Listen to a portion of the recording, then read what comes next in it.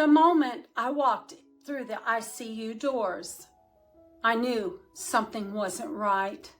I didn't know if my son Logan was going to even survive. I didn't know what the next 7 days would hold. I didn't know we were about to witness moments that would change my faith forever.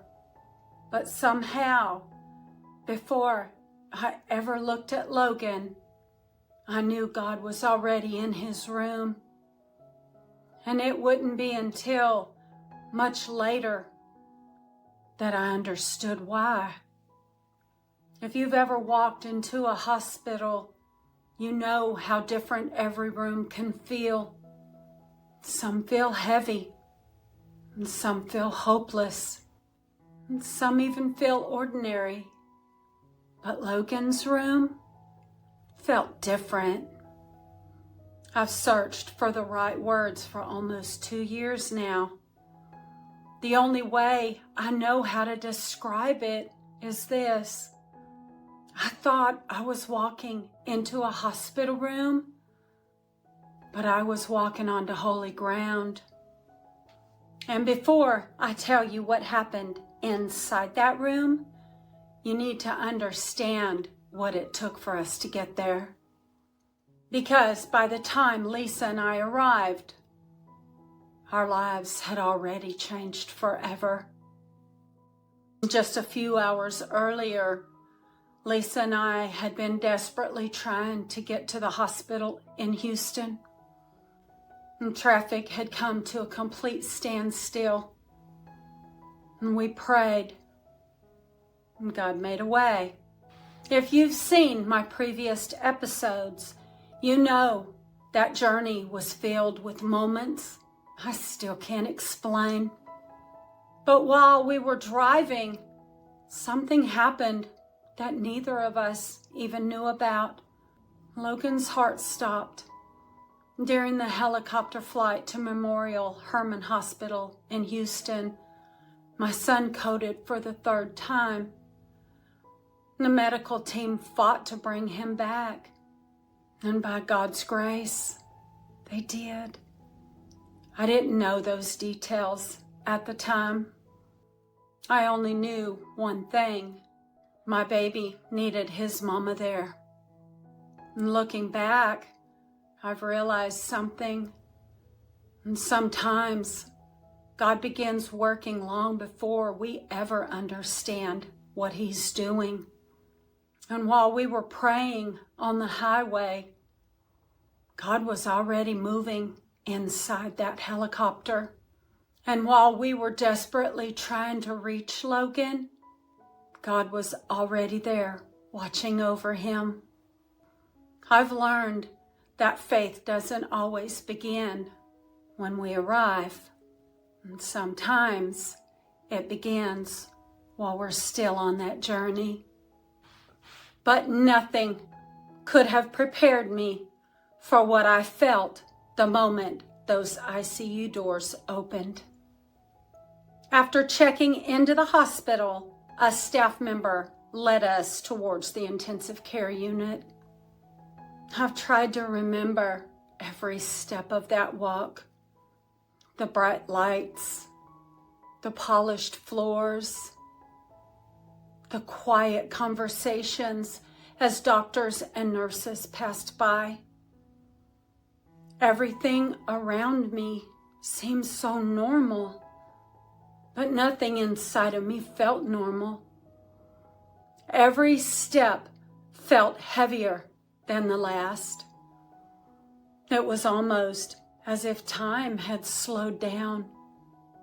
My body was walking through those hallways, but my heart had already reached Logan's room. I remember taking a deep breath and trying to prepare myself for what I was about to see. I prayed silently, God, please help me be strong now. Because no mother is ever prepared to walk into her child's ICU room. I thought the hardest part was going to be seeing Logan.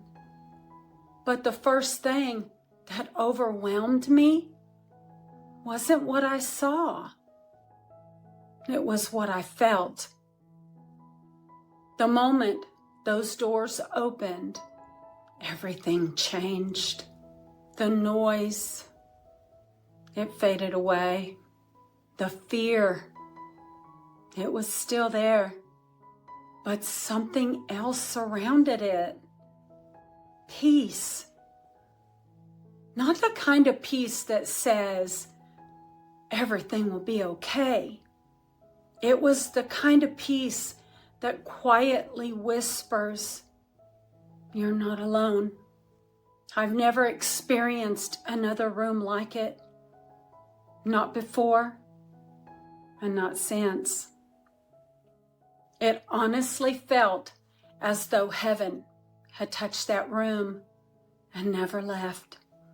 And at the moment, I couldn't explain it. And today, I still can't fully explain it. I only know what I felt. And I knew with every part of my soul, God had arrived way before we did.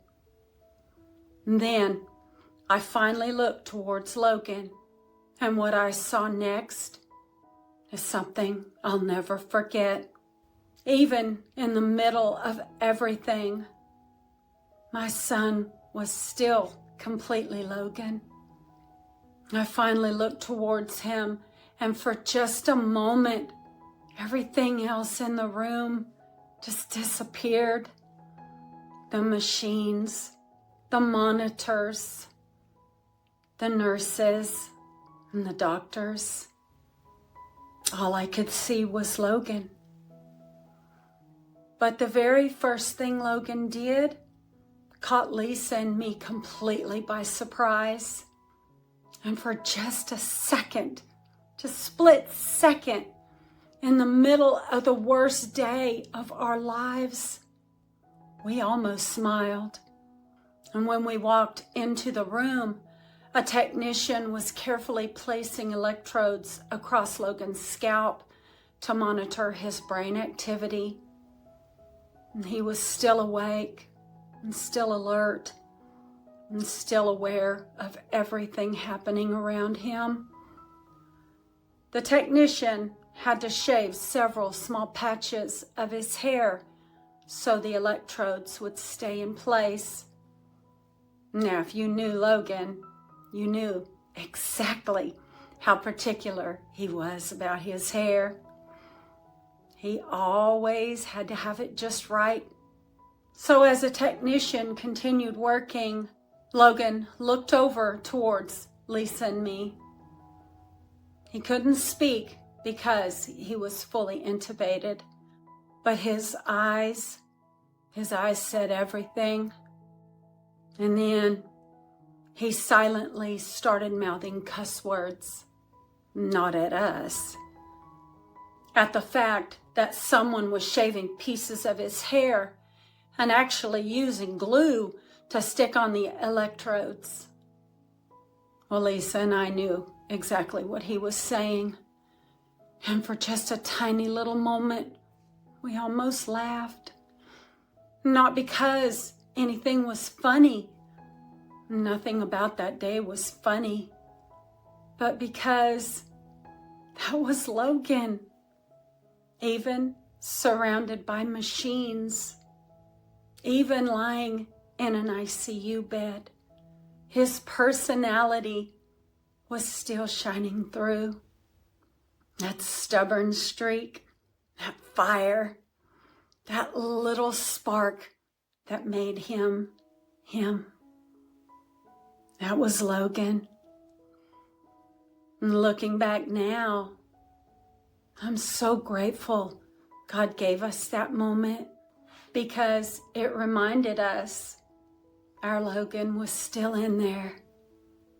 And sometimes God gives us tiny gifts in the middle of overwhelming pain, not to erase the hurt, but to remind us who we're fighting for. That little moment, seeing Logan silently complain about his hair, is still one of my favorite memories from that first day. And even now, it makes me smile when I think about it. But while Lisa and I were smiling, the doctors were watching something else, something that concerned them.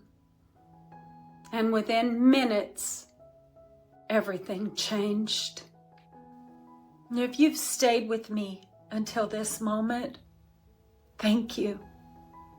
I know stories like this can be difficult to hear, but my prayer is that they also remind you that no matter what you're facing, God has never stopped walking beside you. I'd love to hear from you in the comments. Have you ever experienced God's peace in the middle of one of the hardest moments of your life? Your story may be exactly what someone else reading these comments needs today. And if Logan's story has touched your heart, I'd be honored if you'd subscribe and continue the journey with us. Every week, I share another chapter of his beautiful journey home to heaven, the miracles we experienced, and the hope God has faithfully given me through my grief. And when I walked into Logan's ICU room, I thought the hardest part was simply getting there. I had no idea our journey was only beginning. And in the next episode, I'll take you into those first hours beside Logan's bed, where our family began to experience moments that would forever strengthen our faith. If you'd like to continue this journey with us, watch the next video. I believe it will help you understand why the first night changed everything for us. With love always, Angela and Logan. We'll see you in the next episode.